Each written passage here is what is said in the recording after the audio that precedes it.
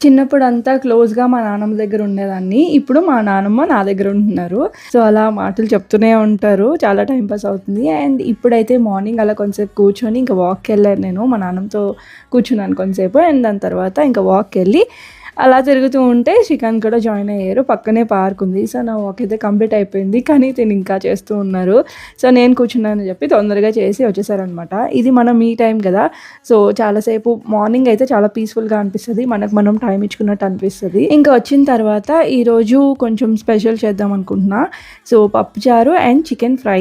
Chicken fry అంటే కొంచెం దగ్గరికి అలా గ్రేవీ లాగా అలా చేద్దాము. ఈ 2 కాంబినేషన్ చాలా బావుంటుంది. నేను వాక్ చేసి వచ్చేసరికి కావాల్సినవన్నీ కట్ చేసి పెట్టేసి అండ్ అంతా చికెన్ అంతా క్లీన్ చేసి పెట్టేశారు. ఇంకా రిషికి ఎగ్జామ్స్ అవుతున్నాయి. తనైతే వెళ్ళిపోయింది. ఇంకొక ఫ్యూ డేస్‌లో హైదరాబాద్ వెళ్తున్నాము. సో, ఇంక అందుకు ప్యాకింగ్ చేసుకుంటున్నాను అనమాట వీలైనప్పుడల్లా.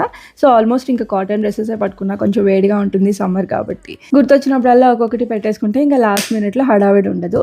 సో, ఇలాంటి వీడియోస్ కోసం సబ్స్క్రైబ్ చేసేసుకోండి.